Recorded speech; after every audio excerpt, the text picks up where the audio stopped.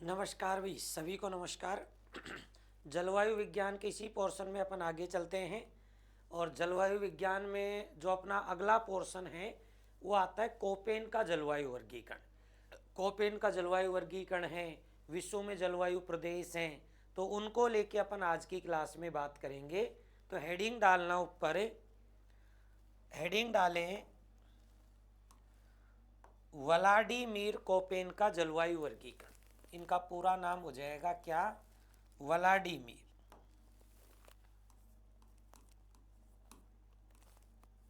Vladimir Koppen का जलवायु वर्गीकरण।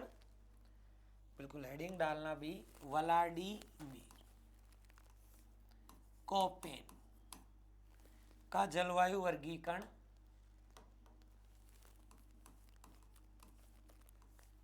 कोपेन का जलवायु वर्गीकरण, ये आप हेडिंग डाल दें, व्लादिमीर कोपेन का जलवायु वर्गीकरण। ये तो आप हेडिंग डाल देंगे। अच्छा, केवल हेडिंग डालनी है बस। और हेडिंग डालने के बाद आपको आराम से समझना है। इसमें हेडिंग डालना, हेडिंग डाल के आराम से समझना है। इसमें कोई जल्दबाजी नहीं करनी है। और लिखना बाद में है, पहले समझना है, फिर उसके बाद आराम से लिखना है। आप ध्यान रखना, कोपेन के जलवायु वर्गीकरण की स्थिति क्या है। तो सबसे पहले तो ध्यान रखना, कोपेन निवासी कहाँ के थे। तो कोपेन में आपको याद रखना है जर्मनी के जलवायुवेत्ता, जर्मनी के जलवायुवेत्ता या वनस्पतिवेत्ता। तो कोपेन या तो आप कह सकते हैं जर्मनी के जलवायुवेत्ता थे, या कह सकते हैं जर्मनी के वनस्पतिवेत्ता थे, क्योंकि इन्होंने अपने जलवायु वर्गीकरण का जो आधार माना था वो किसको माना था? वनस्पति को माना था। ठीक है। फिर इन्होंने जो अपने वर्गीकरण दिए, और इनका जो वर्गीकरण था कोपेन का वर्गीकरण, ये दो चीजों पर आधारित था, अनुभव और मात्रात्मक। तो वर्गीकरण इन्होंने किस आधार पर दिया? अनुभविक व मात्रात्मक। ये जरूर ध्यान रखना भाई, कोपेन का वर्गीकरण कैसा था? तो अनुभविक व मात्रात्मक इनका जलवायु वर्गीकरण था। अब इन्होंने कब कब जलवायु वर्गीकरण दिया है उस चीज को आप एक बार समझना अच्छे से। कुछ समय आपको याद रखने पड़ेंगे। एक तो 1918, और 1918 में कोपेन ने पहला वर्गीकरण दिया। पहला वर्गीकरण दिया, तो ये ध्यान रखना, कोपेन ने अपना पहला वर्गीकरण कब दिया था? तो कोपेन ने अपना पहला वर्गीकरण दिया 1918 ईस्वी में। हालांकि 1900 ईस्वी से इन्होंने प्रारूप तैयार करना शुरू कर दिया था, पहला वर्गीकरण 1918 में दिया। अच्छा, आप भी जानते हैं, जब इतना बड़ा कोई काम करते हैं और जब पहली बार वर्गीकरण इन्होंने दिया तो कुछ ना कुछ कमियां रहती हैं, हर काम में कुछ ना कुछ कमियां रहती हैं। तो इनके वर्गीकरण में भी कुछ कमियां रही। फिर इन्होंने 1931 और 1931 में इन्होंने संशोधित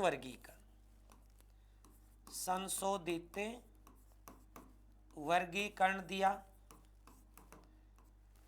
तो इन्होंने पहला वर्गीकरण 1918 में दिया और फिर संशोधित वर्गीकरण 1931 में दिया। फिर उसके बाद कमियां रह गई, फिर इन्होंने 1936 में फिर संशोधित वर्गीकरण दिया। 1936 में ध्यान देना भाई, दोबारा से फिर संशोधित वर्गीकरण, फिर संशोधित वर्गीकरण दिया। और फिर उसके बाद इन्होंने जो फाइनल वर्गीकरण दिया 1953 ईस्वी में, वो इन्होंने नाम दिया कोपेन गीगर पोल। कोपेन गीगर पोल के नाम से वर्गीकरण दिया, के नाम से आप कह सकते हैं कि अंतिम के नाम से अंतिम वर्गीकरण दिया, अंतिम वर्गीकरण दिया। तो ये चीजें आपको याद रखनी है। 1953 में कोपेन गीगर पोल के नाम से इन्होंने अपना अंतिम वर्गीकरण दिया था। तो अब कोपेन कोपेन के वर्गीकरण की देखो स्थिति। 1918 में कोपेन ने अपना पहला वर्गीकरण दिया। 1931 में इन्होंने संशोधित वर्गीकरण दिया। 1936 में इन्होंने फिर संशोधित वर्गीकरण दिया और 1953 में इन्होंने अंतिम जो वर्गीकरण था वो कोपेन गीगर पोल के नाम से इन्होंने अपना वर्गीकरण दिया था। कर सकते हो इतना आराम से भी।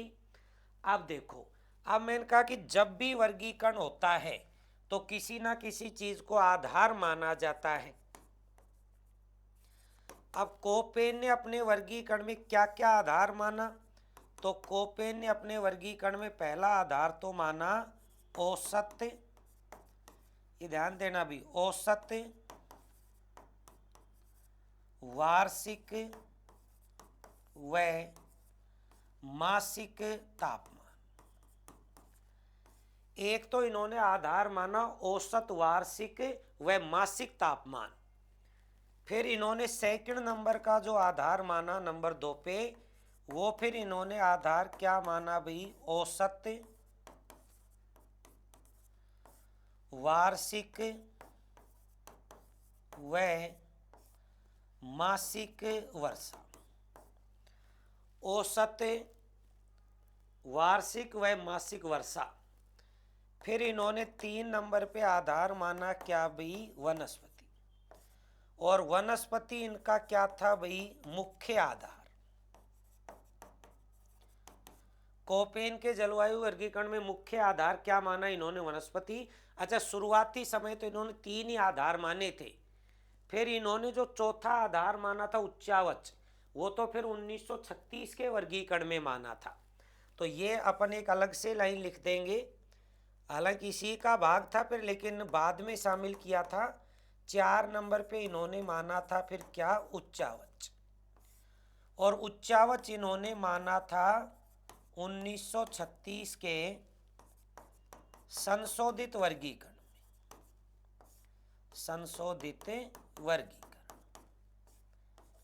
में शामिल किया, संशोधित वर्गीकरण में शामिल किया। तो इन्होंने ध्यान रखना, ये उच्चावच 4 नंबर पे माना है, लेकिन उच्चावच इन्होंने संशोधित वर्गीकरण दिया तब माना है। तो ये तो अपन कुछ जानकारियां पहले पेज पर याद रखेंगे, फिर एक एक करके इनको पढ़ते हुए चलेंगे अपने।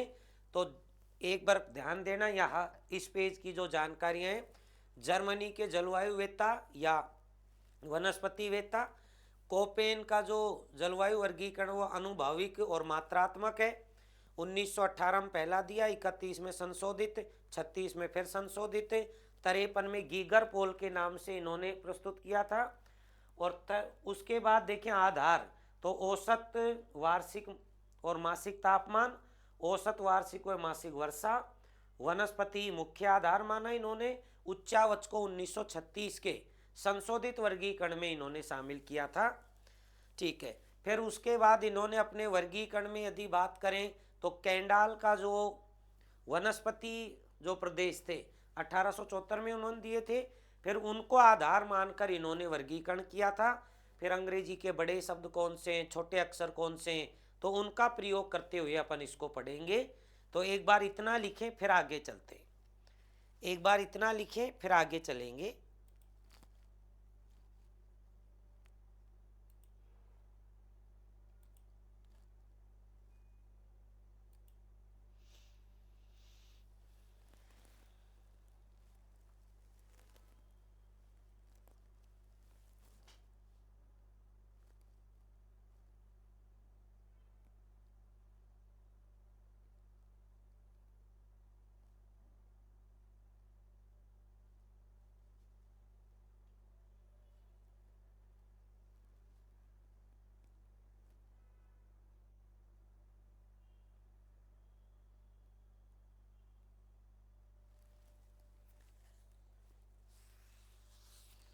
एक बार लिखें भी, फिर आगे चलते।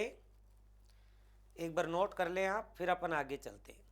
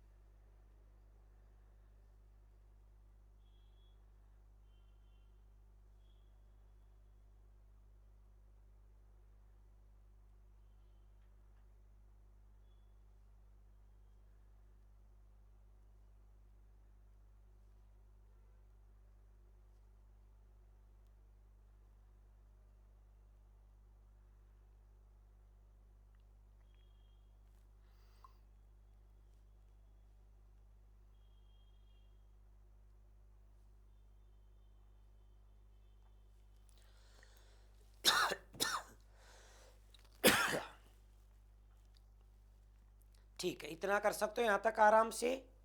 अब आगे चलें इसी क्रम में। ठीक है, अब इसी क्रम में आगे चलते हैं। और इसी क्रम में जब अपन देखते हैं तो कोपेन ने देखो 2 बार अपने वर्गीकरण दिए। और पहले वर्गीकरण में तो इन्होंने 5 समूह बताए, 11 प्रकार बताए और 24 उप प्रकार बताए। फिर इन्होंने संशोधित किया, फिर इन्होंने 6 समूह बताए, 13 प्रकार बताए और फिर 25 उप प्रकार बताए। तो लिखना कोपेन ने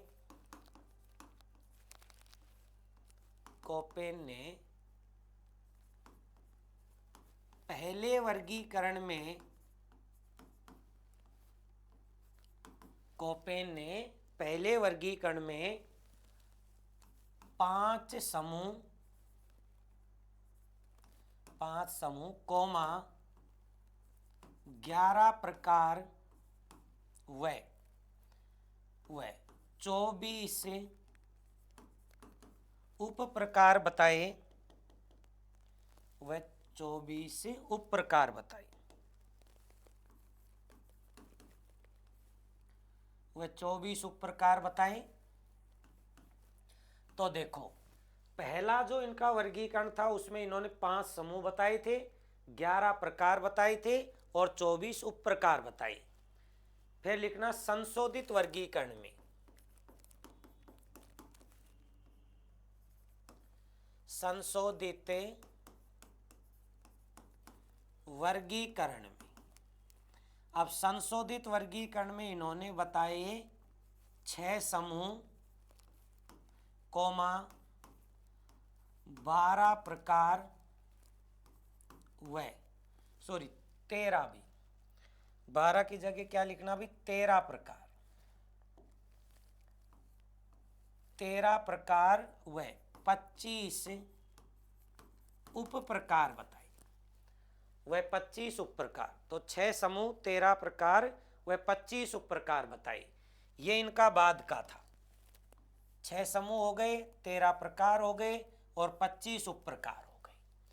फिर मैंने कहा कि इन्होंने जो आधार माना था, इन्होंने जो अपना आधार माना था, यहाँ से देख लेना भाई, जो बाद में जुड़े हैं अपन ने ये शुरुआत की है व्लादिमीर कोपेन का जलवायु वर्गीकरण। एक एक चीज़ को बड़े आराम से समझते हुए चलना, आराम से पढ़ते हुए चलना। तो ये अपन ने सबसे पहले इसका वर्गीकरण किया है, एक एक करके जानकारियों को लिख रहे हैं अपन। और फिर यहाँ देखो तो कोपेन ने पहले वर्गीकरण में 5 समूह 11 प्रकार व 24 उप प्रकार बताए। फिर उसके बाद इन्होंने संशोधित वर्गीकरण में 6 समूह 13 प्रकार और 25 उप प्रकार बताए।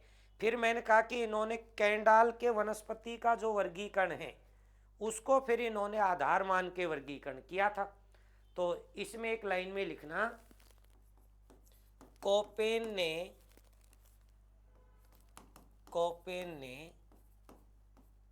कैंडाल, ये कैंडाल कहाँ के रहने वाले थे भी, फ्रांस के। ये कैंडाल कहाँ के रहने वाले थे भी, फ्रांस। तो लिखना कोपेन ने कैंडाल के वनस्पति प्रदेशों को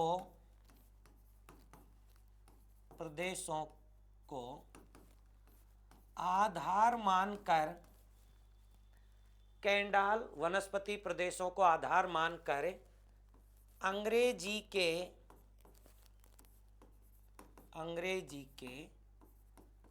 5 बड़े अक्षरों का प्रयोग किया। अंग्रेजी के 5 बड़े अक्षरों का प्रयोग किया। 5 बड़े अक्षरों का प्रयोग किया।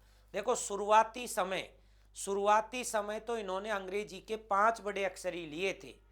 फिर क्या था, बाद में 1936 में मैंने कहा ना, देखो यहाँ 1936 में इन्होंने संशोधित वर्गीकरण दिया, और फिर संशोधित वर्गीकरण में इन्होंने माना था फिर उच्चावच, और उच्चावच से किसको, एच को दर्शाया था फिर इन्होंने।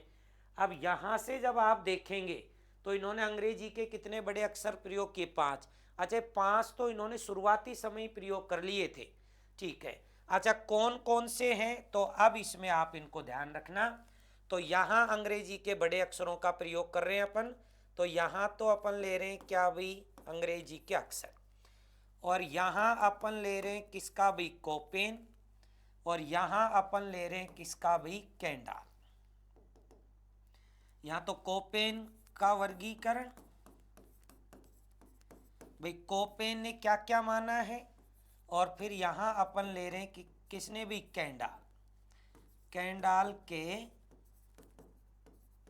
वनस्पति प्रदेश, दोनों को अपन साथ ही लेके चल रहे हैं। अब यहां तो देखोगे तो किसके आ जाएंगे भी, कोपेन के, और यहां देखो तो किसके आ जाएंगे, केंडाल के।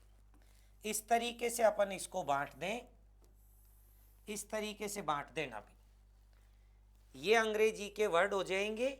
इसमें कोपेन ने उसका अर्थ क्या बताया है और केंडाल ने उसका अर्थ क्या बताया है, ये दोनों चीजें एक साथ ही लेके चलेंगे अपन। अब अंग्रेजी के देखो 5 बड़े अक्षर, तो 1 नंबर पे तो ए, 2 नंबर पे बी, 3 नंबर पे सी, 4 नंबर पे डी, और 5 नंबर पे ई। इस तरीके से अंग्रेजी के शब्दों का इन्होंने प्रयोग किया है। कितने भी, 5, ए बी सी और डी। अच्छा, कोपेन ने तो देखो एक का अर्थ क्या बताया है, कोपेन ने एक का अर्थ बताया है उष्णकटिबंधीय जलवायु। पहले कोपेन का ले लेते फिर उधर ले लेंगे उष्णकटिबंधीय जलवायु, और कोपेन ने बी का अर्थ बताया है शुष्क जलवायु। कोपेन ने बी का अर्थ बताया शुष्क जलवायु। अच्छा, कोपेन ने सी का अर्थ बताया है मध्य तापीय जलवायु, मध्य तापीय, मध्य तापीय, या इसको कह सकता है शीत व उष्ण, मध्य तापीय या शीत व उष्ण जलवायु। और डी का अर्थ कोपेन ने बताया है हिम जलवायु, हिम जलवायु। अच्छा, हिम का अर्थ क्या हुआ भाई, बर्फ के बड़े बड़े पहाड़, हिम का अर्थ यही हुआ। और ई का अर्थ कोपेन बताता है ध्रुवीय जलवायु। क्या अर्थ बताया भाई, ध्रुवीय जलवायु। अच्छा, ध्रुवीय जलवायु का अर्थ क्या हुआ भाई, ध्रुवों के पास, जैसे अंटार्कटिका महाद्वीप है, आर्कटिक महासागर है, तो यहाँ कैसी होगी, ध्रुवीय जलवायु होगी। तो कोपेन ने बताओ क्या बताया, ए का अर्थ उष्णकटिबंधीय, बी का अर्थ शुष्क जलवायु, सी मध्य तापीय या शीत व उष्ण, और डी हिम जलवायु, और ई ध्रुवीय जलवायु। लेकिन अब देखो केंडाल ने जो माना था भाई, केंडाल को आधार मान के ही तो इन्होंने वर्गीकरण किया है। किसको आधार माना है, केंडाल। अच्छा, ये केंडाल ने जो अपना वर्गीकरण दिया था ना, ध्यान दे लेना भाई, ये जो केंडाल ने वर्गीकरण दिया था, केंडाल ने वर्गीकरण दिया था 1874 ईस्वी में। केंडाल का वर्गीकरण क्या था भाई, 1874 ईस्वी में इन्होंने अपना वर्गीकरण दिया था, और फिर कोपेन ने इसी को आधार माना है। अब देखो इनका अर्थ क्या हुआ, ए का अर्थ इन्होंने माना, केंडाल ने, देखो मैं इसके सामने ही लिख देता हूं, इन्होंने ए का अर्थ माना है क्या भाई, ए का अर्थ मेगा जलवायु। बिल्कुल यहां ध्यान देना भाई, इन्होंने ए का अर्थ क्या माना है, मेगा जलवायु। बिल्कुल सामने ही लिख रहा हूं मैं। और बी का अर्थ इन्होंने माना है जीरो जलवायु। बी का अर्थ इन्होंने क्या माना है भाई, जीरो जलवायु। और सी का अर्थ केंडाल ने माना है मेसो जलवायु। देखो तीन शब्द पहले याद करना। ए का अर्थ केंडाल ने मेगा जलवायु, बी का अर्थ बताया जीरो जलवायु, सी का अर्थ बताया मेसो जलवायु, और डी का अर्थ इन्होंने बताया माइको जलवायु। डी का अर्थ इन्होंने क्या बताया भाई? माइको जलवायु। माइको जलवायु। और फिर लास्ट में क्या आता है भाई? ई। और ई का अर्थ इन्होंने बताया हेकिस्टो जलवायु। कैसी जलवायु भाई? हेकिस्टो। हेकिस्टो जलवायु। अर्थात हेकिस्टो जलवायु का अर्थ क्या हुआ कि जो ठंडे प्रदेशों में वन पाए जाते हैं, भाई ये उष्ण प्रदेशों में वन, फिर अपन कहें कि गर्मी कम होती जा रही है और सर्दी क्या होती जा रही है? बढ़ती जा रही है। तो इस तरीके से कोपेन ने इनको माना है। अच्छा, ये तो कोपेन ने अपने शुरुआती वर्गीकरण में माना है। फिर मैंने कहा ना, यहाँ तो देखो कितने हुए? 5 ही हुए भाई, 5 ही हुए ना। ये देखो, ए तो क्या हो गया भाई? 1 नंबर। ये हो गया बी क्या भाई? 2 नंबर। सी क्या हो गया? 3 नंबर। डी क्या हो गया? 4 नंबर। और ई हो गया 5 नंबर। फिर मैंने कहा कि इन्होंने अपने वर्गीकरण को जब संशोधित किया तो 1936 में फिर उन्होंने एच को शामिल कर लिया। किसको शामिल कर लिया? एच को शामिल कर लिया। अब एक बार आप इसको नोट करना, फिर अगले पेज पर चलेंगे अपन। इतना तो याद है ना यहाँ तक? तो एक बार मैं याद करा देता हूं। कोपेन ने केंडाल के वर्गीकरण को आधार माना था।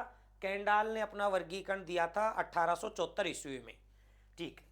अब कोपेन ने अंग्रेजी के 5 बड़े अक्षर ए बी सी डी और ई, और इधर केंडाल ने जो माने थे बी सी डी का अर्थ मेगा, जीरो, मेसो, माइको, हेकिस्टो जलवायु, और इधर ये कोपेन मान रहे।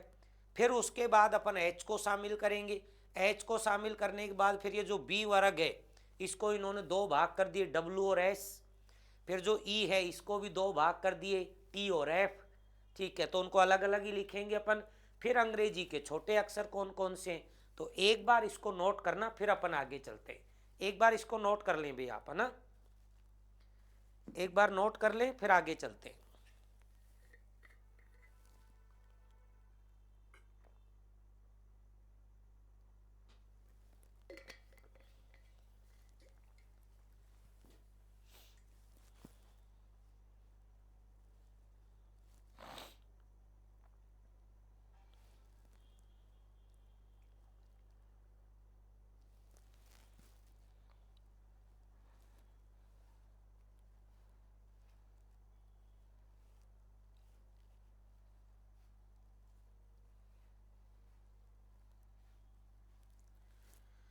लिख दिया भाई? हाँ, एक बार आराम से लिखें, कोशिश करें। हालांकि नोट्स मैंने आपको दे रखे हैं, लेकिन फिर भी आप कोशिश करें कि कुछ चीज़ों को आप लिख लिख के याद करें। जैसे कोपेन है, तो कोपेन को जितना लिख के याद करोगे जल्दी याद होगा ये। तो एक बार लिखना भी, फिर आगे चलते हैं ना। एक बार करो नोट, फिर अपन आगे चलते हैं।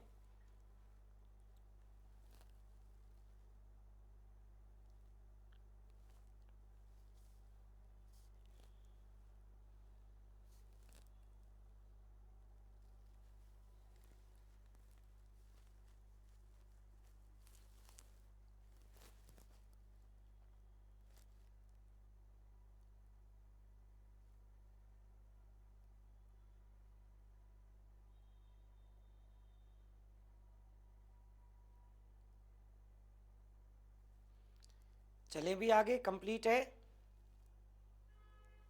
चले, कंप्लीट है ना अब तो? ठीक है। अब तक तो देखो अंग्रेजी के कितने बड़े अक्षर लिए इन्होंने? 5। और फिर इन्होंने एक अक्षर और लिया, और फिर इन्होंने एक अक्षर लिया कैपिटल, कौन सा भाई? एच। और एच का अर्थ इन्होंने क्या बताया भाई? उच्चावच। उच्चावच अर्थात ऊंचे, ऊंचे पर्वतीय भाग। उच्चावच, उच्चावच का अर्थ क्या बताया इन्होंने? ऊंचे पर्वतीय भाग। लेकिन ये जो एच को इन्होंने शामिल किया है, ये 1936 के संशोधित वर्गीकरण, संशोधित वर्गीकरण ये संशोधित वर्गीकरण में शामिल किया है इन्होंने, संशोधित वर्गीकरण में शामिल, पहले शामिल नहीं था भाई, 31 तक एच शामिल नहीं था। एच को तो इन्होंने कब शामिल किया था, 1936 के वर्गीकरण में। तो एच कितने नंबर पे हो जाएगा, 6 नंबर पे। एच का नंबर कितना हो जाएगा भाई, 6। तो अंग्रेजी के पहले तो 5 ही अक्षर लिए थे, बाद में 6 कर दिए थे इन्होंने। अच्छा, उसके बाद देखो फिर इन्होंने अलग से तो नहीं लिए, पर यहाँ से देखो जो ये बी और ये ई है, बी और ई को इन्होंने पुनः दो दो भागों में बांटा, हालांकि अलग से नाम नहीं दिया। तो अब इन्होंने कौन से वर्ग को भाई, बी वर्ग, बी वर्ग, और इस बी वर्ग को कितने भागों में बांट दिया इन्होंने, 2 भागों। यही लिख देता हूं मैं क्या भाई, बी, और फिर बी के इन्होंने 2 भाग कर दिए, और एक तो इन्होंने क्या कर दिया भाई, डब्लू। अच्छा, कैपिटल है डब्लू, लेकिन अब ये जरूर ध्यान रखना, जो ये डब्लू है ये कभी भी अकेला नहीं आएगा। डब्लू आएगा तो किसके साथ आएगा, बी के साथ आएगा, डब्लू कभी अकेला नहीं आएगा, इसलिए बी वर्ग के साथ शामिल किया है डब्लू। और जब बी और डब्लू एक साथ आ जाएं तो फिर कैसी जलवायु हो जाएगी, मरुस्थलीय जलवायु, मरुस्थलीय जलवायु। मरुस्थलीय जलवायु का जैसे अपने इंडियन ज्योग्राफी में एग्जाम्पल है थार का मरुस्थल, राजस्थान में एग्जाम्पल है पश्चिमी राजस्थान। तो बताओ ये बी डब्ल्यू वाले भाग में आता है कि नहीं आता है। अब बी और डब्ल्यू एक साथ आ गया तो कैसी हो जाएगी, मरुस्थलीय जलवायु। फिर इन्होंने बी के साथ ही लिया कैपिटल एस, और कैपिटल एस का अर्थ इन्होंने बताया स्टेपी जलवायु। क्या अर्थ बताया, बताना भाई, स्टेपी जलवायु। या तो स्टेपी देगा, और स्टेपी नहीं देगा तो इसको क्या नाम देगा भाई, अर्ध शुष्क जलवायु। स्टेपी जलवायु या फिर अर्ध शुष्क जलवायु। तो बी वर्ग के 2 कर दिए, डब्ल्यू और एस। बी और डब्ल्यू आ जाए तो मरुस्थलीय जलवायु, बी और एस आ जाए तो स्टेपी या अर्ध शुष्क जलवायु। फिर इन्होंने ले लिया कौन सा भी, ई। फिर यहां से मैंने कहा ना कौन सा ले लिया, ई, और फिर ई के भी 2 भाग कर दिए, मैंने कहा कौन सा भी, टी और एफ। तो इसमें इन्होंने एक तो क्या लिया, टी, और टी का अर्थ तो इन्होंने क्या बता दिया भाई, टूंड्रा जलवायु, टूंड्रा जलवायु। लेकिन मैंने कहा कि टी कभी भी अकेला नहीं आएगा, टी आएगा तो किसके साथ आएगा, ई के साथ, और जहां ई और टी आ जाए तो कैसी जलवायु हो जाएगी, टूंड्रा, ठंडे जलवायु प्रदेश। और फिर इन्होंने क्या ले लिया भी, यहां कैपिटल एफ, और कैपिटल एफ का इन्होंने मान लिया कैसी जलवायु, हिम जलवायु या हिमाच्छादित, हिम जलवायु, या इसी को क्या कह सकता है, हिमाच्छादित, हिम जलवायु या हिमाच्छादित जलवायु। लेकिन ये भी ध्यान रखना, एफ आएगा तो ई के साथ आएगा, अकेला एफ कभी भी नहीं आएगा। तो अब तक के जो ये वर्ड थे सारे, ये तो कैपिटल हैं, ये तो कैसे थे भी, कैपिटल। अच्छा, कैपिटल के बाद कैसे आते हैं, तो कैपिटल के बाद स्मॉल लेटर आएंगे, लेकिन स्मॉल लेटर भी इन्होंने अलग अलग शामिल किए, वर्षा के आधार पर अलग, तापमान के आधार पर अलग, और फिर 3 वर्ड अन्य और लिए थे इन्होंने। तो एक बार इसको लिखना, फिर अंग्रेजी के छोटे अक्षरों को लेके अपन बात करते हैं।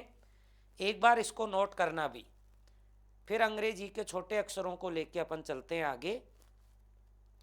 एक बार नोट करना भी इसको।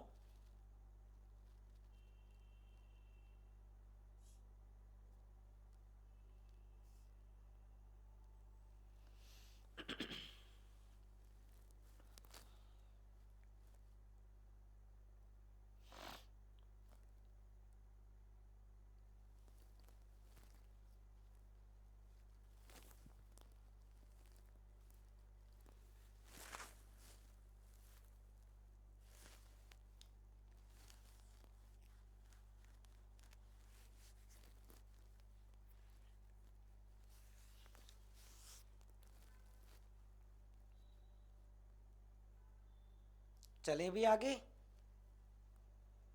कंप्लीट है यहां तक, आराम से समझते हुए चलें।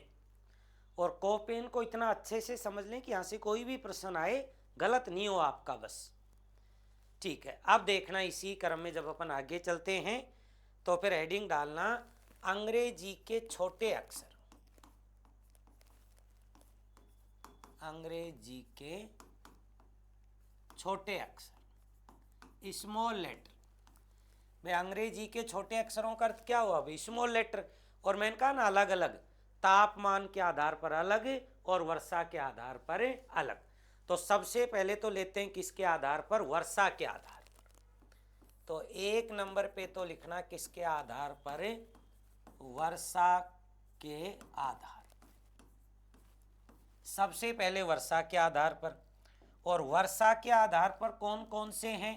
तो वर्षा के आधार पर देखो, यहां से ध्यान देना, तो वर्षा के आधार पर जो शब्द हैं,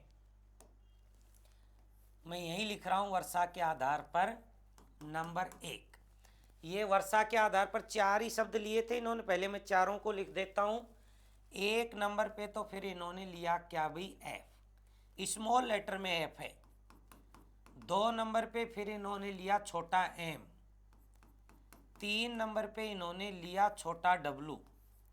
और 4 नंबर पे लिया इन्होंने छोटा एस। ये एफ, एम, डब्लू और एस। अब इनका इन्होंने अर्थ बताया, और एफ का इन्होंने अर्थ बताया वर्ष भर वर्षा, यानी वह क्षेत्र जहां वर्ष भर वर्षा होती है वहां किसका उपयोग करेगा? छोटे एफ।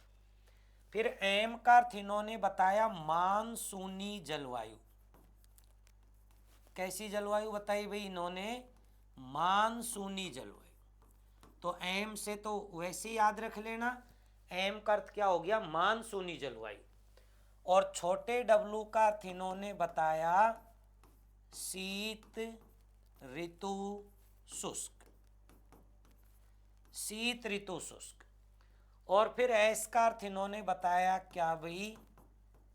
ग्रीष्म ऋतु शुष्क। ये ध्यान देना भी, क्या बताया भी? ग्रीष्म ऋतु शुष्क।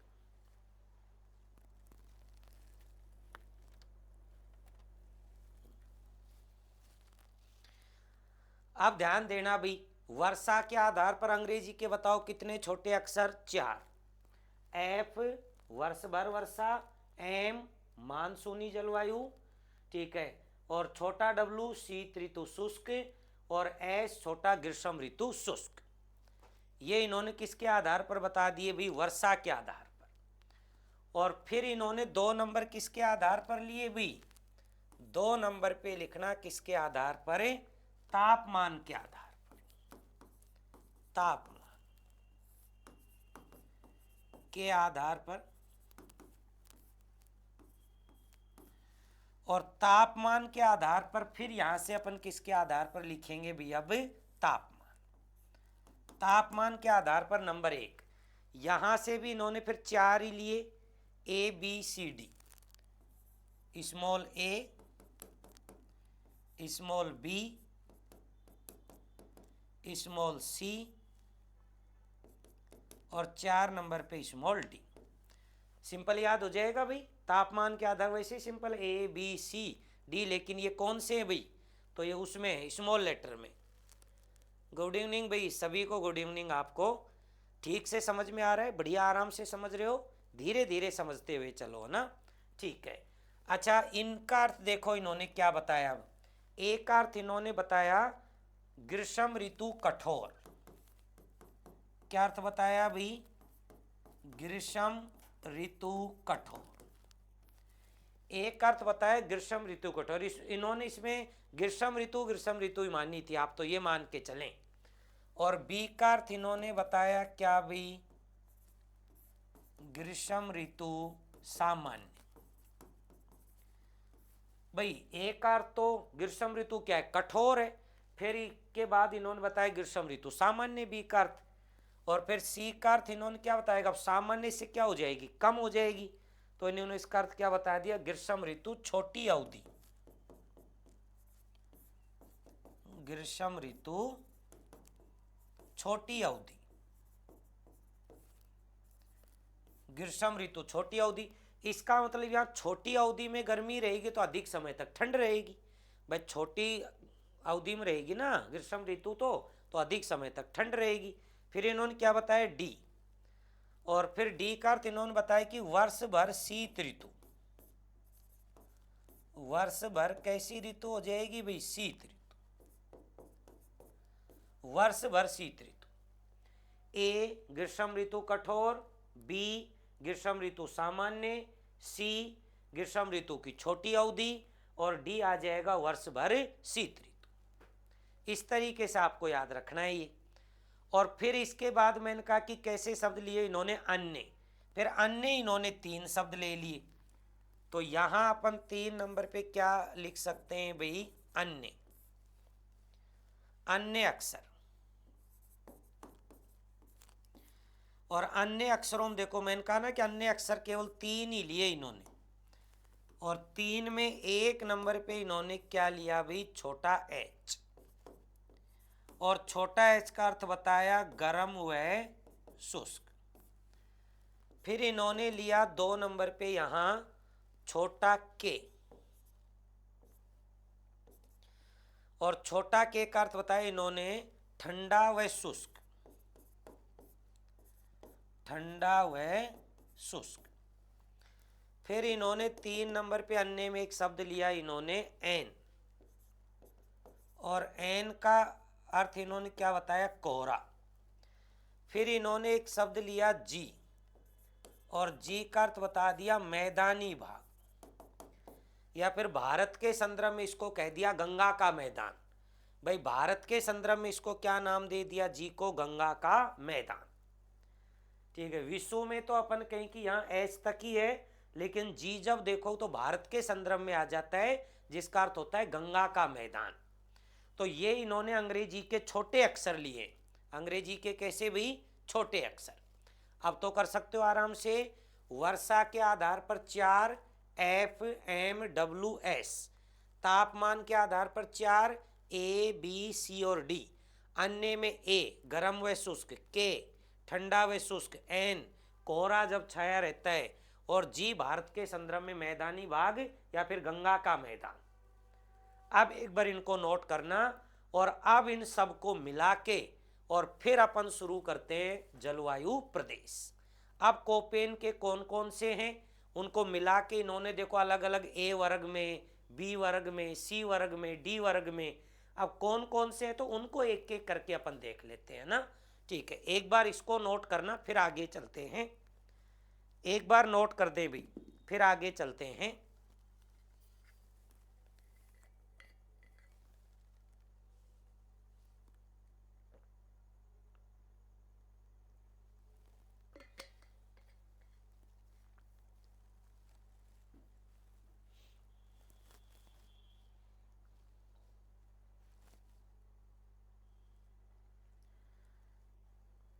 बिल्कुल एक बार नोट कर ले आप, फिर आगे चलते हैं इसी क्रम में अपन।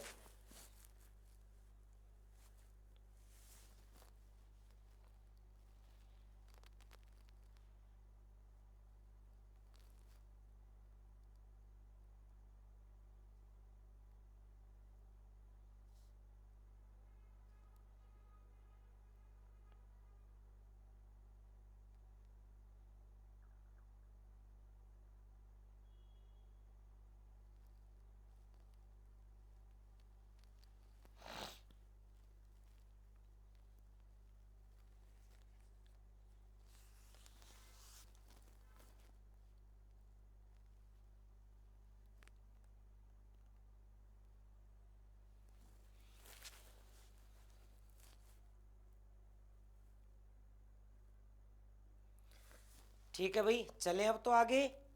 अब आप इनको एक एक लाइन के रूप में देखते चलें। अब जितना भी ये पढ़ा है देखो अपन ने यहाँ से शुरू किया है कोपेन, और कोपेन का पूरा एक एक लाइन के रूप में आप इनको एक एक लाइन के रूप में नोट भी किया है आपने। ठीक, अब यहाँ तक पहुँचे। अब कोपेन ने इनके समूह क्या क्या बताए हैं उन समूह को एक बार देखना, फिर अपन इसको आगे चलते हैं। समूह में आप देखना एक बार, जो कोपेन का समूह के रूप में। अच्छा, विश्व में कोपेन का जलवायु वर्गीकरण एक एक लाइन के रूप में आप देखना चाहें तो यहाँ से देख लें। हालांकि ये मैंने पूरा नोट करवा दिया है तो आपको देखने की आवश्यकता नहीं है। ठीक है, फिर जो मैंने नोट करवाया देखो अभी, अब जो मैं आपको नोट करवाया था वो चीज़ें यहाँ भी अब एक एक लाइन के रूप में, भाई पहले मैं उसकी थ्योरी पढ़ा रहा हूँ आपको अच्छे से, फिर एक एक लाइन के रूप में मैं यहाँ भी उसको नोट करवा रहा हूँ। फिर मैं कह रहा हूँ यदि इतना पढ़ लेते हैं ना, फिर गलत होने की संभावना ही खत्म हो जाती है। अब जितना भी पढ़ा है ना, अब उसका एक बार रिवीजन और फिर उसके आगे आगे क्या शुरू करते हैं। ठीक है, देखें तो देखो कोपेन के जलवायु वर्गीकरण में उपागमों द्वारा 3 भागों में बांटा इन्होंने, अभी मैंने बताया था 3। ठीक है, अच्छा मुख्य रूप से तो इनका किसके आधार पर है भाई, अनुभव। मेन तो 2 ही हैं, अनुभव है और एक देखोगे तो किसके आधार पर, मात्रात्मक। तो एक तो अनुभविक आधार पर तापमान और वर्षा से संबंधित आंकड़ों पर आधारित इन्होंने वर्गीकरण किया। दूसरा इन्होंने फिर जनिक वर्गीकरण, कारणों के आधार पर संगठित करने का प्रयास किया। फिर अनुप्रयुक्त वर्गीकरण किसी विशिष्ट उद्देश्य के लिए, तो इन्होंने देखो क्या क्या आधार माना, तापमान वर्षा संबंधित आंकड़ों पर आधार। ठीक है, कारणों के आधार पर संगठित करने का प्रयास किया इन्होंने, किसी विशिष्ट उद्देश्य के लिए इन्होंने इस तरीके का जलवायु वर्गीकरण प्रस्तुत किया। फिर कोपेन के जलवायु वर्गीकरण में किस पद्धति का व्यापक प्रयोग किया गया, देखो कोपेन के जलवायु वर्गीकरण में किस पद्धति का व्यापक प्रयोग किया गया, तो अनुभविक, अनुभविक जिसमें तापमान और वर्षा, अनुभविक को सबसे मेन माना है अनुभविक, तो इसमें तापमान और वर्षा को माना। विशेष देखो कोपेन ने वनस्पति के वितरण और जलवायु के बीच घनिष्ठ संबंध की पहचान की। उन्होंने वर्षा एवं तापमान के मध्य वार्षिक एवं मध्यमान मासिक आंकड़ों के आधार पर अनुभविक पद्धति का विकास किया। तो मैंने अभी बताया था ना, कोपेन का जलवायु वर्गीकरण अनुभविक और मात्रात्मक वर्गीकरण है। तो यहाँ अपन उन लाइनों को और एक एक रूप में, अपन का किसी प्रकार की कोई जानकारी छूटनी नहीं चाहिए आपसे बस।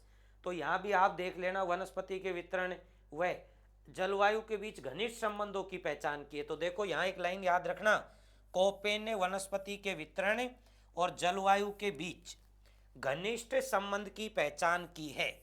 तो इनके बीच में घनिष्ठ संबंध की पहचान करने वाले भी कोपेन ही थे। ठीक है, इन्होंने वर्षा एवं तापमान के मध्यमान वार्षिक एवं मासिक आंकड़ों पर आधारित अनुभविक पद्धति का विकास किया इन्होंने। ये वही लाइन है जो मैं अभी आपको लिखवा के आया हूँ। ठीक है, कोपेन ने जलवायु समूह प्रकारों की पहचान निम्न प्रकार से की है। अंग्रेजी के अक्षरों का प्रयोग किया इन्होंने। तो अंग्रेजी के बड़े अक्षर जलवायु समूह की पहचान के लिए अभी मैंने बताया 5 बड़े अक्षर, बाद में फिर एक एच कोर शामिल कर दिया था इन्होंने। ठीक है, और छोटे अक्षरों का प्रयोग किया। उसके बाद कोपेन ने प्रमुख जलवायु निर्धारण में 5 माने थे। भाई 5 ही तो अभी मैंने पढ़ा है ना आपको, ABCDE तक। ताप उसमें 4 तो तापमान के आधार पर हैं और 1 वर्षा के आधार पर है। ठीक है, कोपेन ने जलवायु वर्गीकरण में बड़े अक्षर देखो ABCDE, और फिर इन्होंने F को मान लिया, ABCDE और फिर इन्होंने F को मान ही लिया था। तो ये 5 माने इन्होंने। ठीक है, जो किसको निरूपित करते हैं, आर्द्रता को। भाई ABCD तो आर्द्रता को निरूपित करते हैं, और फिर इधर से जो F आई जाता है फिर वो देखोगे F व शुष्क व शीत को करता है। तो 5 हो गए ना। तो A देखो मैंने अभी लिखवाया था आपको, उष्ण कटिबंधीय जलवायु। और B में देखोगे तो यहाँ AB, यहाँ देखोगे तो B और आ जाएगा भाई। B वर्ग को हालांकि 2 भागों में कर दिए थे, तो B इसमें आ जाएगा। और B का अर्थ इन्होंने क्या लिया था भाई, शुष्क जलवायु। ये मैंने आपको अभी बता दिया है। फिर C में है शीतोष्ण, या फिर अपन कहें कि मध्य अक्षांशीय, मध्य तापीय कह सकते हैं। D को हिम जलवायु कह सकते हैं, और E को शीत जलवायु, या फिर क्या नाम दे सकता है, ध्रुवीय जलवायु। कोपेन के जलवायु वर्गीकरण में बी को निरूपित किया उन्होंने, शुष्क जलवायु। भाई मैंने अभी बताया था ना, बी वर्ग को 2 भागों में बांटा है, W और S। मरुस्थलीय जलवायु, स्टेपी जलवायु। ठीक है, फिर उसके बाद छोटे अक्षरों का प्रयोग करते हुए चले। ये एम कर देखो, यहाँ से इन्होंने छोटे अक्षर ले ही लिए सारे। F शुष्क व शीत ऋतु है, M मानसूनी, W मरुस्थलीय जलवायु, S स्टेपी जलवायु। ठीक है, लेकिन ये S ध्यान रखना कैपिटल है, W भी कैपिटल है, और ये बी वर्ग के साथ है दोनों। ठीक है, इस तरीके से आ गया ना, S स्टेपी, W मरुस्थलीय जलवायु। और यहाँ से अब अपन शुरुआत करते हैं। जो अपन ने थ्योरी पढ़ी थी उसके बाद कब यहाँ से शुरुआत करते हैं। और ये कोपेन के जलवायु वर्गीकरण, मैंने कहा ना समूह बांटे इन्होंने, ए समूह, बी समूह, सी, डी, ई और एफ, ये इन्होंने समूह बांटे हैं। अब इन समूह में देखो स्पष्ट दिखाई दे रहा होगा आपको, दिख रहा है क्या अभी स्पष्ट?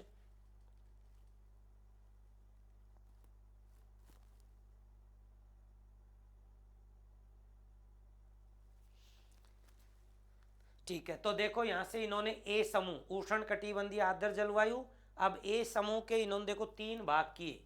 ए एफ कोई शुष्क जलवायु नहीं, ए एम मानसूनी जलवायु, ए डब्ल्यू ऋतु जाड़े की शुष्कापन कही कि ए डब्ल्यू वही हो गया इसमें, शीत ऋतु शुष्क हो गया इसमें। ठीक, उसके बाद देखो बी शुष्क जलवायु, और बी में देखो उपोष्ण कटिबंधीय, उपोष्ण कटिबंधीय मरुस्थली और मध्य अक्षांशीय मरुस्थलीय जलवायु। इसमें देखो बी एस एच में निम्न अक्षांशीय या शुष्क जलवायु, बी डब्ल्यू एच निम्न अक्षांशीय शुष्क, बी एस के मध्य अक्षांशीय जलवायु, बी डब्ल्यू के मध्य अक्षांशीय शुष्क जलवायु। फिर सी वर्ग को इन्होंने बांटा, सी एफ ए मध्य अक्षांशीय अर्ध शुष्क जलवायु, सी एस ए शुष्क ग्रीष्म जलवायु, सी एफ बी कोई शुष्क ऋतु नहीं, अर्थात सी एफ बी में हमेशा क्या भी, हमेशा ठंड पड़ती है, कोई शुष्क नहीं रहता है। फिर यहाँ देखो डी, और डी में इन्होंने आर्द्र महाद्वीपीय उत्तर उप उत्तर ध्रुवीय ध्रुवों के बिल्कुल पास जाके, तो यहाँ इन्होंने माना डी एफ कोई शुष्क ऋतु नहीं, हमेशा क्या रहती है, सर्दी पड़ती है। डी डब्ल्यू जाड़ा शुष्क अत्यधिक भीषण, अपन कहें कि जाड़ा तो शुष्क रहता है और अत्यधिक अपन कहें कि ज़्यादा एक तरीके से ठंड पड़ती है। ई शीत जलवायु टूंड्रा और ध्रुवीय जलवायु, ई टी सही अर्थों में कोई शुष्क नहीं भाई, ई टी में अपन कहीं शुष्क नहीं रहता, ठंड पड़ती है, बर्फ जमा होती है। और ई एफ सदैव हिमाच्छादित, ई एफ आ जाए तो सदैव हिमाच्छादित, ये अलग अलग हैं। ए समूह है, बी समूह है, सी समूह है, डी समूह है, ई समूह है। और एच में इन्होंने एक ही माना भाई उच्चावच, और एच को तो इन्होंने बाद में शामिल किया था, एच को तो बाद में शामिल किया था ना 1936 का जो संशोधित वर्गीकरण दिया था। तो ये इनके समूह हैं, एक बार स्क्रीनशॉट ले लें या इनको नोट कर लें, ये इनके समूह हैं। ये ए समूह है, ये बी समूह है, सी समूह है, डी ई और एच, ये इनके समूह हैं। इन समूह को नोट कर लें भी एक बार जरूर आप। अच्छा दिखाई तो दे रहा है ना स्पष्ट, बस आपको दिख जाना स्पष्ट चाहिए बस।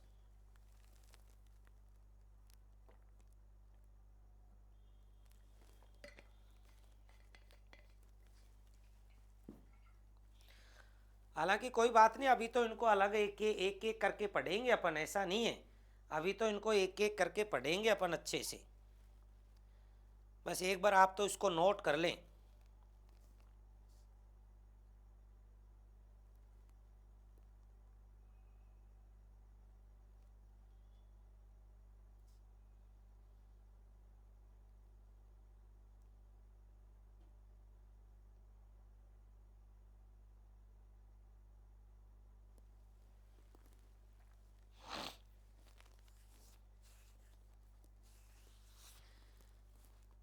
ये वर्ग हैं, इनको आप नोट कर लेना। हालांकि ये शब्द मैं कह रहा हूँ अब एक एक करके अपने सामने आएंगे, तो वहाँ से भी अपन एक एक करके पढ़ेंगे फिर इसको, ऐसा नहीं है। ज़्यादातर तो फिर यहीं तक इसको छोड़ देते हैं, ये कोपेन है भाई, अब कोपेन की विशेषता तो अभी पढ़नी है ना अपन को मेन तो। ठीक है, चलें भी आगे, अब इसी क्रम में आप आगे देखना। अच्छा बिल्कुल ये ज़रूर ध्यान रखें भी आप 7:15 बजे, बिल्कुल 7 बजे से ही शुरू करेंगे, इसका 7:15 भी नहीं रखेंगे, तो 7 बजे आप जुड़ जाया करें, है ना। तो 7 से 9 बजे तक का ही अपना टाइम रहेगा, हाँ 8:30 पौनी 9 बजे तक का टाइम रहेगा, क्योंकि इससे पहले लगभग 2-3 घंटे की रिकॉर्डेड वीडियो भी आपके सामने आ रही हैं और फिर लाइव वीडियो भी आपके सामने है। ठीक है, अब चलें भी इसको देखते हुए, अब एक एक करके इसको पढ़ते हुए चलना। अब देखो ए समूह आपके सामने आ रहा है, उष्ण कटिबंधीय जलवायु। एक अर्थ अभी कोपेन ने उष्ण कटिबंधीय जलवायु बताया था। अब देखो उष्ण कटिबंधीय जलवायु पाई जाती है, तो ए में क्या हो गया, उष्ण कटिबंधीय जलवायु पाई जाती है कर्क रेखा और मकर रेखा के बीच। उष्ण कटिबंधीय जलवायु प्रदेश समूह में बांटा गया 3 समूह। फिर ये जो उष्ण कटिबंधीय जलवायु प्रदेश हैं, फिर इनको मैंने कहा ना 3 समूह अभी अपन देख रहे थे ना, उसमें वो टेबल में देख रहे थे ना, और मैंने कहा था इनको अलग अलग पढ़ेंगे। तो एक अर्थ क्या हो गया भाई, एक अर्थ क्या हो गया भाई, उष्ण कटिबंध। और फिर ए समूह को कितने भागों में बांटा है, 3 भागों में।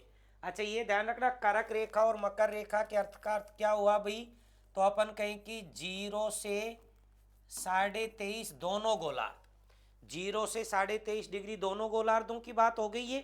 ठीक है, अब देखो इसमें ए एफ, और ए एफ का क्या बताया, उष्ण कटिबंधीय जलवायु। ए एम उष्ण कटिबंधीय मानसूनी जलवायु। ए डब्ल्यू उष्ण कटिबंधीय आर्द्र एवं शुष्क जलवायु। अब तो क्लियर हो जाएगा आराम से। ए एफ उष्ण कटिबंधीय जलवायु, ए एम उष्ण कटिबंधीय मानसूनी जलवायु। ये देखो ये सारे शब्द मैंने आपको यहाँ समझा रखे हैं पूरे, एक एक का अर्थ मैंने आपको सबका बता रखा है। ए बी यहाँ पूरा एक एक अर्थ मैंने समझा रखा है। यदि पूरे अर्थ याद है ना, तो फिर मैं कह रहा हूँ कोई प्रॉब्लम नहीं है, फिर आराम से आप इसको याद कर सकते हैं। तो ये देखो ए एम उष्ण कटिबंध, एम मानसूनी जलवायु। ए डब्ल्यू उष्ण कटिबंधीय आर्द्र व शुष्क। ए उष्ण कटिबंधीय, डब्ल्यू मैंने बताया था शीत ऋतु शुष्क। तो इसको ए डब्ल्यू को दूसरा नाम भी दे सकता है सवाना उष्ण जलवायु, उष्ण कटिबंधीय सवाना जलवायु भी कह सकता है इसको। तो ये चीजें इसमें नोट करते हुए चलना भी, या फिर आप इनको याद करते हुए चले मेरे साथ साथ, क्योंकि नोट्स आपके पास हैं। तो नोट्सों में आप देखते ये सब चीजें नोट्सों में मेंशन है कंप्लीट रूप से। ठीक है, पर एक बार फिर भी कोशिश करो कि मेरे साथ साथ याद होना चीजें, उसका फायदा मिलेगा आपको सबसे बड़ा। तो ठीक है, तो ए उष्ण कटिबंधीय 3 भाग हैं, A F, A M, A W, 3 भाग हैं इसके। अगला देखो इसी में उष्ण कटिबंधीय आर्द्र जलवायु ए एफ। अब देखो इनको भी अपन ने विस्तृत रूप से ए एफ अब कहाँ पाई जाती है, इसकी क्या विशेषता है, तो ये भी अपन ने अलग अलग पढ़े।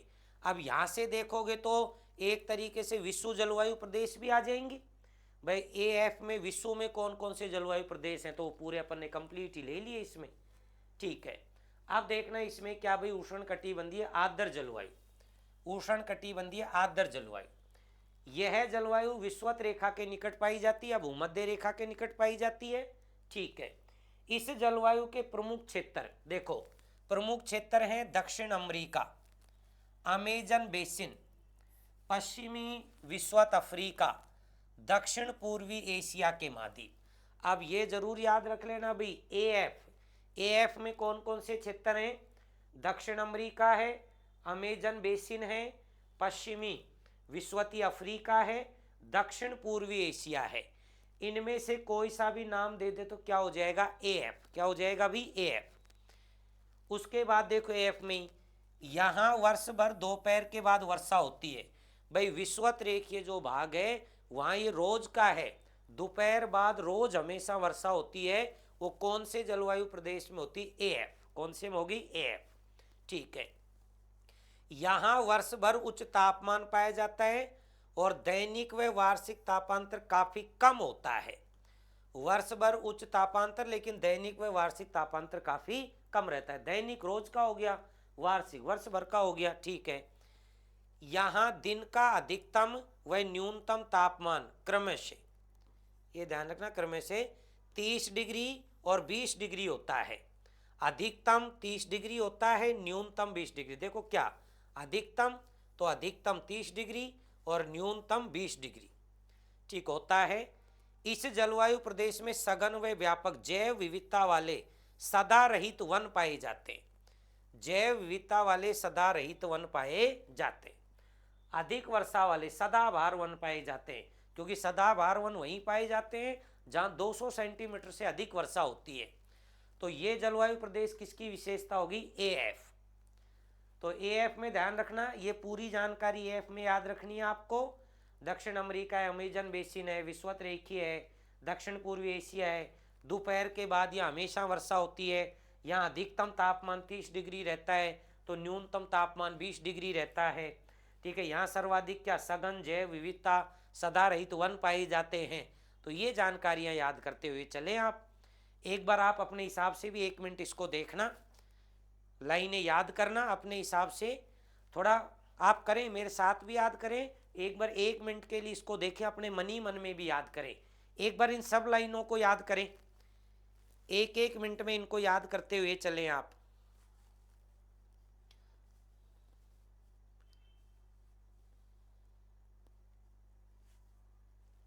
ठीक है, अब देखो इसी के बाद आता है अगला उष्ण कटिबंधीय मानसूनी जलवायु AM। अभी ए वर्ग को ही पढ़ रहे हैं अपन, AM। इस जलवायु प्रदेश का क्षेत्र देखो, AM का कौन सा हो जाएगा, एक तो भारतीय उपमहाद्वीप, एक दक्षिण अमेरिका के उत्तर पूर्वी भाग तथा उत्तरी ऑस्ट्रेलिया का भाग। देखो AM जलवायु, सबसे पहले तो AM क्या हो गई, उष्ण कटिबंधीय मानसूनी जलवायु होगी। AM में कौन कौन से, तो भारतीय उपमहाद्वीप AM में आता है, दक्षिण अमेरिका के उत्तर पूर्वी भाग और उत्तरी ऑस्ट्रेलिया, ये सब किस में आते हैं, AM में आते हैं। बिल्कुल आराम से पढ़ते हुए चलें, AM में आते हैं ये। फिर देखो यहाँ शीत ऋतु शुष्क होती है और अधिकतर वर्षा गर्मियों में होती है। भाई शीत ऋतु शुष्क होगी, इसका मतलब कब होगी, गर्मियों में वर्षा होगी। भाई शीत ऋतु शुष्क का अर्थ ही हो गया ना, गर्मियों में क्या होगी, वर्षा होगी। ठीक है, तो ये अपनी मानसूनी हो जाएगी। केवल ये याद रखना है कि भारतीय उपमहाद्वीप है, दक्षिण अमेरिका का उत्तर पूर्वी भाग है और ऑस्ट्रेलिया का उत्तरी भाग है। और यहाँ देखोगे तो अधिकतर गर्मियों में वर्षा होती है, शीत ऋतु यहाँ शुष्क रहती है। कर दोगे आराम से। एक बार याद करना कहाँ पाई जाती है, वो एक बार आप करें कोशिश 1 मिनट में इसको याद करने की, फिर अपन आगे चलते हैं इसी क्रम में।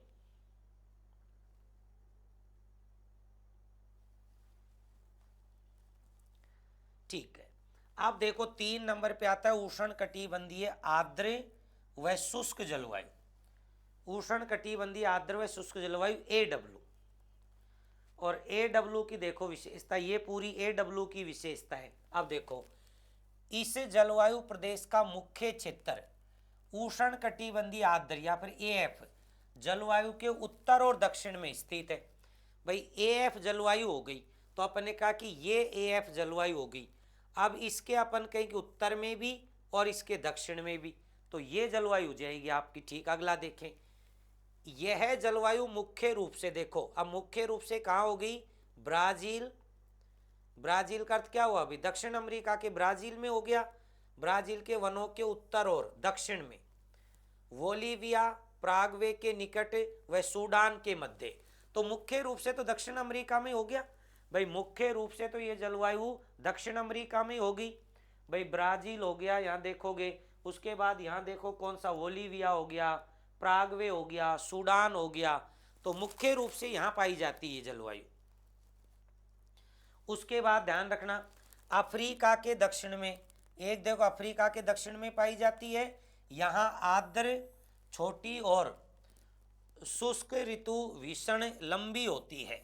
देखो यहाँ क्या होती है, आर्द्र ऋतु छोटी होती है। आर्द्र यानी कि अपन कहें कि जो आर्द्र वेटलैंड होता है, भाई वेट जो होता है अपन जो आर्द्रता नमी, तो नमी तो छोटे समय तक रहती है, जबकि शुष्क ऋतु भीषण होती है, यानी शुष्क ऋतु लंबे समय तक रहती है, आर्द्रता कम रहती है, ठंड कम रहती है, गर्मी अधिक रहती है। ठीक है, उसके बाद यहाँ वर्ष भर उच्च तापांतर व उच्च तापमान, अच्छा यहाँ देखो एक लाइन ऐड कर देना, वर्ष भर उच्च वार्षिक तापांतर व वर्ष भर उच्च दैनिक तापांतर पाया जाता है। ये लाइन ऐड कर देना भाई इसके साथ, यहाँ वर्ष भर उच्च वार्षिक तापांतर और उच्च दैनिक तापांतर पाया जाता है, ये इसके साथ ऐड कर देना। वार्षिक तापांतर भी उच्च है और अपन कहीं दैनिक तापांतर भी उच्च पाया जाता है यहाँ। इस जलवायु प्रदेश में पर्णपाती वन व घास भूमियां पाई जाती हैं। यहाँ वर्षा व वनस्पति बहुत कम होती है।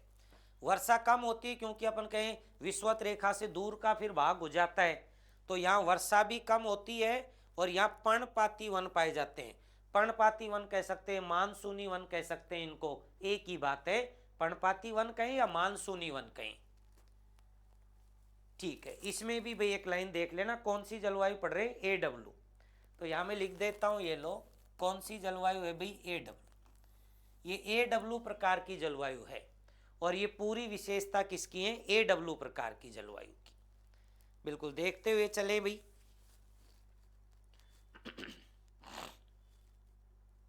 एक बार मनी मन इसको याद करें 1 मिनट के लिए।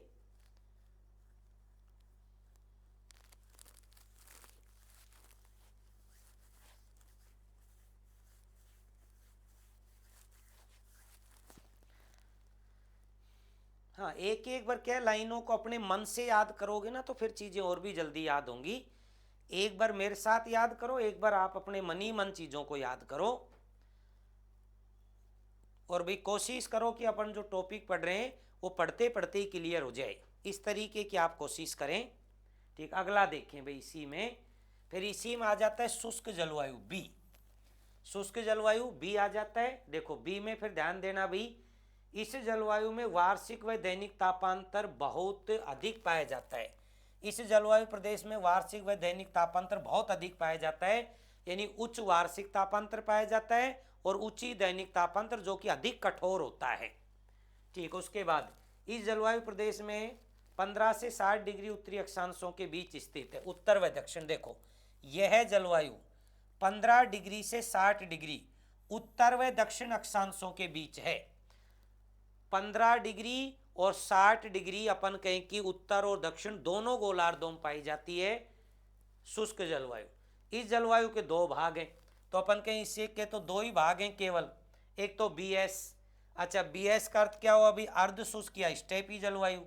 एक BW मरुस्थलीय जलवायु। अभी तो अपन ने पढ़ा था भाई B वर्ग को दो भागों में बांटा है, B और W आ जाए तो मरुस्थलीय जलवायु और B और S आ जाए तो स्टेपी अर्ध शुष्क जलवायु। एक ही तो बात है, ये अपन अभी पढ़ के भी आए थे तो आपको याद भी होगा ये तो।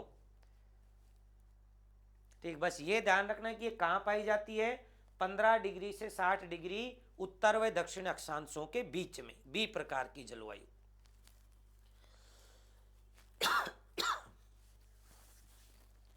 ठीक है, आगे ध्यान देना। अब इसी की देखो विशेषता यदि देखें, 15 से 35 अक्षांशों के बीच शुष्क जलवायु को विभाजित किया गया है भाई। 15 से 60 के बीच में, अब 15 से 60 के बीच में तो 15 से 35 के बीच फिर इसको विभाजित किया गया दो भागों में। 15 से 35 के बीच का भाग है ये। इसमें देखो उपोष्ण कटिबंधीय स्टेपी जलवायु BSH, फिर उसके बाद उपोष्ण कटिबंधीय मरुस्थलीय जलवायु ये हो जाएगी BWH। भाई BWH में उपोष्ण कटिबंधीय मरुस्थलीय जलवायु और BSH में वही उपोष्ण कटि, वही स्टेपी आ रहा है, वही मरुस्थलीय आ रहा है, लेकिन अपन कहें ये दो भाग अलग से कर दिए और ये आएंगे 15 से 35 के बीच में BSH BWH, ये आपको याद रखने हैं। ठीक है, उसके बाद फिर इसका अलग से भाग हो जाएगा 35 से 60। भाई दो भाग किए ना, एक तो 15 से 35 और फिर एक 35 से 60। और 35 से 60 देखना अक्षांशों के बीच शुष्क जलवायु को विभाजित किया गया, दो भाग कर दिए इसके भी। यहाँ देखो तो मध्य अक्षांश स्टेपी BSK और फिर मध्य अक्षांश मरुस्थल BWK।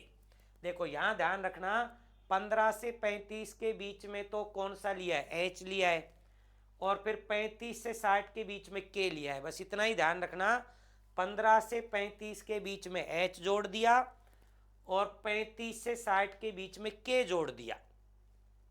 मध्य अक्षांश स्टेपी जलवायु BSK, मध्य अक्षांशीय मरुस्थल BWK।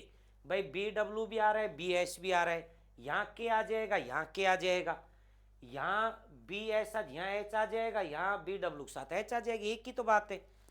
अंतर देखो, जब आप समझेंगे ना तो आपको कुछ अंतर नजर नहीं आएगा, आपको बिल्कुल स्थिति स्पष्ट हो जाएगी कि 15 से 35 के बीच में एच जोड़ दिया और 35 से 60 के बीच में के जोड़ दिया। ठीक, अब उसके बाद देखें 15 से 30 निम्न अक्षांशों में उपोष्ण कटिबंधीय उच्च वायु दाब क्षेत्र में यह जलवायु पाई जाती है। महाद्वीप के पश्चिमी सीमांतों पर ठंडी धाराओं से आसन क्षेत्र पर विषुवत वृत्त की ओर तटीय भागों में पाई जाती है। बिल्कुल ये देखें, फिर 15 से और 30 से अक्षांशों में उपोष्ण कटिबंधीय, भाई ये तो 15 से 35 हो गए, ये हो गया 35 से 60। अब 15 से जो 30 है ये निम्न अक्षांशों में उपोष्ण कटिबंधीय उच्च वायुदाब क्षेत्र में यह जलवायु पाई जाती है। इतना ही याद कर लें। फिर 15 से और 30 के बीच में निम्न अक्षांशों में, भाई निम्न अक्षांश 0 से 30 के बीच में पाए जाते हैं, तो निम्न अक्षांशों में उपोष्ण कटिबंधीय उच्च वायुदाब क्षेत्र में यह जलवायु पाई जाती। तो ये अपना कौन सा हो गया बताओ भी, बी वर्ग। बी वर्ग को एक बार दो भागों में बांटा, फिर अलग से दो भाग किए, फिर अलग से दो भाग किए, और फिर अपन ने 15 से 30 लिया, क्योंकि 15 से 60 के बीच में पाया जाता है। तो ये 15 से 35, वो सॉरी 15 से 35, हाँ ये 35 से 60, और ये फिर 15 से 30 हो गया। अब तो आराम से ये अपना कौन सा वर्ग था, तो ये अपना बी वर्ग। एक बार करो भाई, याद करो, एक बार देखो इसको मनी मन एक बार।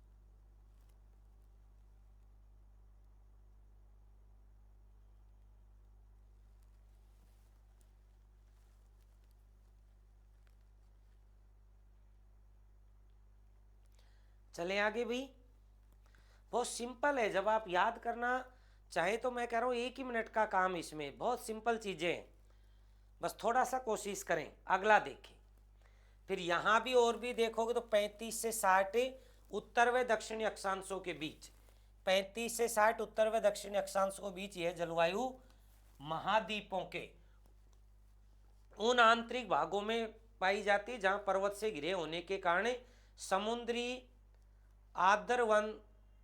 आर्द्रवन नहीं पहुँच पाती, समुद्री आर्द्र पौने नहीं पहुँच पाती। ये ध्यान रखना भी, ये शब्द क्या है भाई, आर्द्र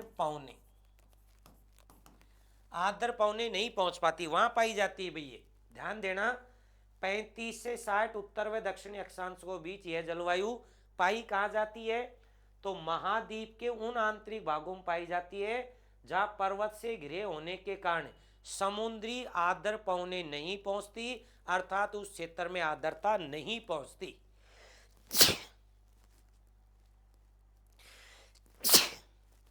ठीक है, उसके बाद देखें, उपोष्ण कटिबंधीय स्टेपी जलवायु में मरुस्थलीय जलवायु की अपेक्षा थोड़ा ज़्यादा बारिश होती है। बिल्कुल, अपन कहें कि उष्ण कटिबंधीय में मरुस्थलीय क्षेत्रों से थोड़ी सी अधिक वर्षा होती है।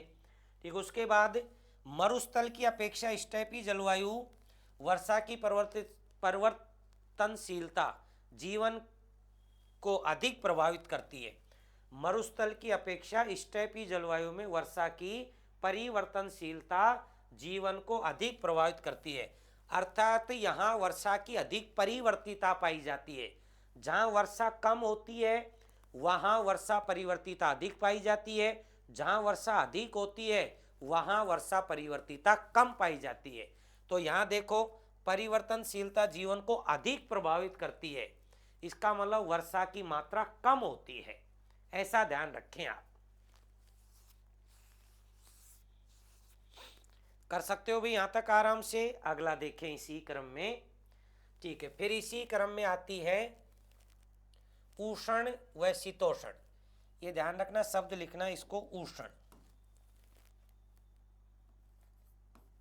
उष्ण शीतोष्ण। मध्य अक्षांशीय जलवायु सी, भाई मध्य अक्षांशीय जलवायु कह सकते हैं सी। ठीक है, इसमें देखो सी की जब अपन बात करते हैं तो सी में देखो कोषण शीतोष्ण। अच्छा, इसको कोषण भी कह सकता है वैसे तो, कोषण या उष्ण, क्योंकि मध्य अक्षांशीय है, तो ये सही है, इसको क्वेश्चन कह सकता है, कोई बात नहीं है। ठीक है, जलवायु मुख्यतया 30 से 50 डिग्री अक्षांशों के मध्य महाद्वीपों के पूर्व और पश्चिमी सीमांतों पर पाई जाती है। बहुत अच्छा भाई, ये प्रश्न भी बहुत अच्छा बनता है यहाँ से। महाद्वीपों के पूर्वी व पश्चिमी सीमांतों पर कौन सी जलवायु पाई जाती है? तो मध्य अक्षांशीय जलवायु, सी जलवायु। मध्य अक्षांशीय सी ये महाद्वीपों के पूर्वी व पश्चिमी सीमांतों पर यानी सीमावर्ती भागों में पाई जाती है। कहाँ पाई जाती है? तो 30 से 50 डिग्री अक्षांशों के मध्य। ठीक है, अच्छा अक्षांशों के मध्य तो महाद्वीपों की बात होगी, तो उत्तरी गोलार्ध की बात हो गई। ठीक है, इस जलवायु में शीत ऋतु, मृदल तथा ग्रीष्म ऋतु कोषण होती है। इसमें शीत ऋतु तो मृदल होती है और ग्रीष्म ऋतु कोषण होती है। अपन कहें कि ग्रीष्म ऋतु की मात्रा थोड़ी सी घटती है और शीत ऋतु की मात्रा थोड़ी सी बढ़ती है। ठीक है, इस जलवायु प्रदेश को 4 भागों में बांटा गया है। ये 4 भाग हैं इसके भी। एक तो देखोगे तो आर्द्र उपोष्ण कटिबंध CWA, आर्द्र उपोष्ण कटिबंध CFA, भूमध्य सागरीय CS, ये आया है, इसको मोस्ट कर लेना। भूमध्य सागरीय जलवायु कैसे होती है? CS, जो CS जलवायु है वो भूमध्य सागरीय जलवायु है। फिर उसके बाद समुद्री पश्चिमी तटीय जलवायु CFB। ये देखो सी वर्ग के 4 भाग हैं, CWA, CFA, CS और CFB। ये 4 भाग हैं। इन 4 भागों को याद करना भी। CWA में आएगा आर्द्र उपोष्ण कटिबंध, CFA में आएगा आर्द्र उपोष्ण, दोनों में आर्द्र उपोष्ण कटिबंधी है भाई। ठीक, उसके बाद CS में भूमध्य सागरीय है और CFB में है समुद्रीय पश्चिमी तटीय जलवायु, समुद्रीय पश्चिम तटीय जलवायु। ये नोट कर लेना भी एक बार, या फिर याद करें, फिर इनको एक एक करके देखते हैं अपन।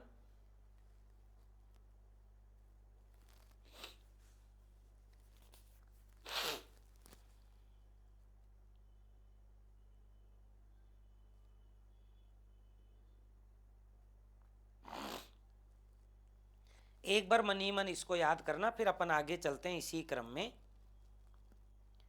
करो एक बार याद, फिर आगे चलते हैं।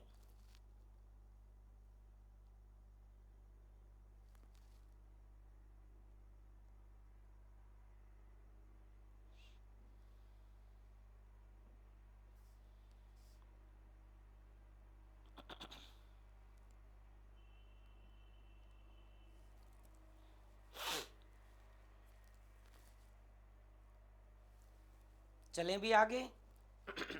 ठीक है, अब देखो उसके बाद आता है आर्द्र उपोष्ण कटिबंधीय जलवायु CWA। इस वाली भाग को अपन एक एक करके, जो अभी 4 नाम लिखे थे उसको अपन देख रहे हैं। ठीक है, CWA यह जलवायु कर्क व मकर रेखा के ध्रुवों की ओर पाई जाती है। बिल्कुल ध्यान देना भाई, CWA कर्क रेखा व मकर रेखा के ध्रुवों की ओर पाई जाती है। कर्क रेखा व मकर रेखा के ध्रुवों की ओर पाई जाती है। ठीक है, इस जलवायु के प्रमुख क्षेत्र है भारत का उत्तरी मैदान और दक्षिणी चीन के आंतरिक मैदान। तो ये ध्यान रखना, CWA 2 ही जगह पाई जाती है। भारत का उत्तरी मैदान, जो उत्तरी मैदान है, गंगा का मैदान, सिंधु का मैदान, यमुना का मैदान, ठीक है, ब्रह्मपुत्र का मैदान, और फिर दक्षिणी चीन के आंतरिक मैदान, 2 ही जगह। उसके बाद भूमध्य सागरीय CS, इसको नोट कर लेना भाई, मोस्ट कर लेना, ये प्रश्न ज़्यादा भी आया है, तो ध्यान देना। जो CS जलवायु पाई जाती है, यह जलवायु भूमध्य सागर के चारों ओर उपोष्ण कटिबंध से 30 डिग्री से 40 डिग्री अक्षांशों के बीच महाद्वीपों के पश्चिमी तट के साथ पाई जाती है। ये ध्यान देना भाई, CS जो भूमध्य सागरीय जलवायु है ये महाद्वीपों के पश्चिमी तट के साथ पाई जाती है, महाद्वीपों के पश्चिमी तट के साथ पाई जाती है और 30 से 40 डिग्री अक्षांशों के बीच पाई जाती है। अब देखो इस जलवायु के प्रमुख क्षेत्र, मध्य कैलिफोर्निया, मध्य चिली, ऑस्ट्रेलिया के दक्षिण पूर्वी और दक्षिणी पश्चिमी तट पर, दक्षिण पूर्वी और दक्षिणी पश्चिमी तट पर पाई जाती है कौन सी जलवायु? CS। अब ध्यान देना, CS जलवायु कौन सी? मध्य कैलिफोर्निया में, मध्य चिली, ऑस्ट्रेलिया, दक्षिण पूर्वी व दक्षिणी पश्चिमी तट पर अपन कहीं जलवायु पाई जाती। CS भूमध्य सागरीय जलवायु महाद्वीपों के पश्चिमी तट के सारे पाई जाती है। ये भी आपको ध्यान रखना है भाई। एक बार नोट करना, नोट के एक बार मन ही मन में याद करें, क्योंकि नोट्स आपके पास हैं तो आप एक बार कोशिश करें इसको याद करने की। बस ये याद रख लेना कहाँ पाई जाती है।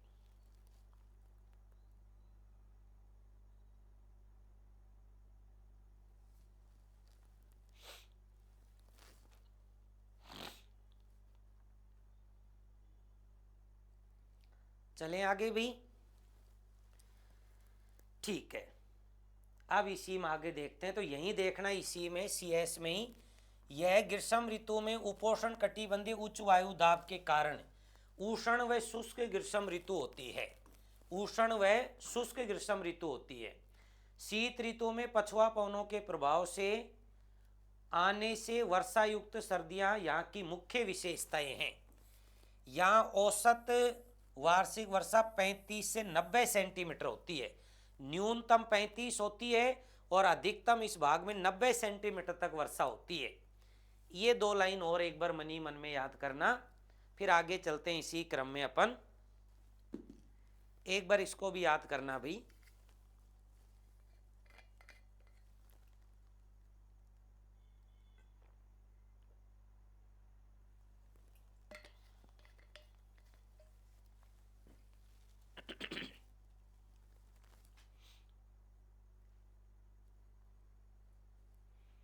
करो एक बार मनी मन, दो लाइनों को और याद करें और फिर इसी क्रम में अपन आगे चलते हैं।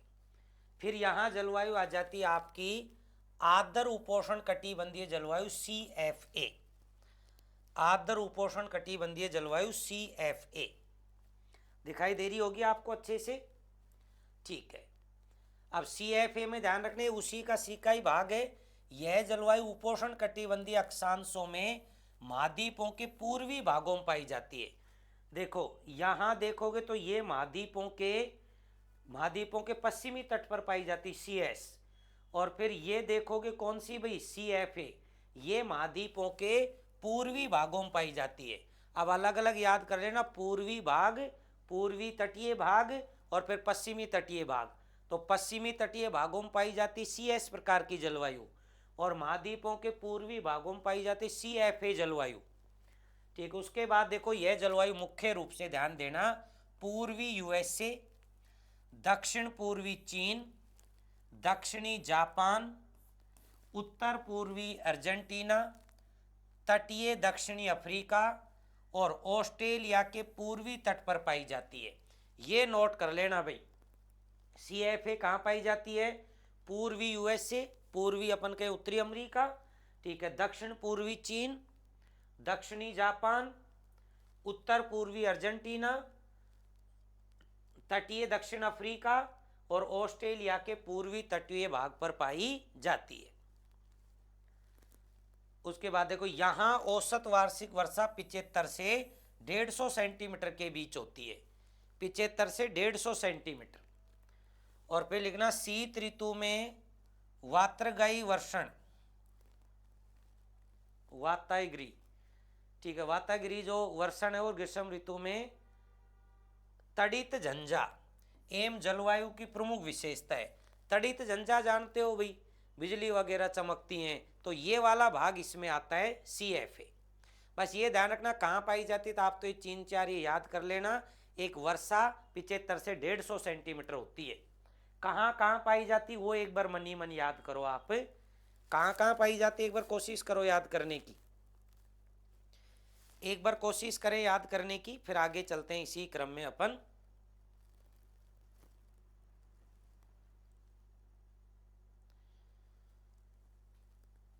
ठीक है, फिर उसके बाद अपन चलते हैं। हालांकि देखो ये बड़ा पोर्शन है और अभी तो आज पूरा हो नहीं पाएगा, तो बाकी की चर्चा कल वाली क्लास में कर लें फिर अपन, ठीक है। कल संडे है तो कल तो क्लास होगी नहीं अपनी, फिर परसों मंडे को क्लास होगी, तो आगे की जानकारियां फिर अपन मंडे को पढ़ते हैं, ठीक है भाई।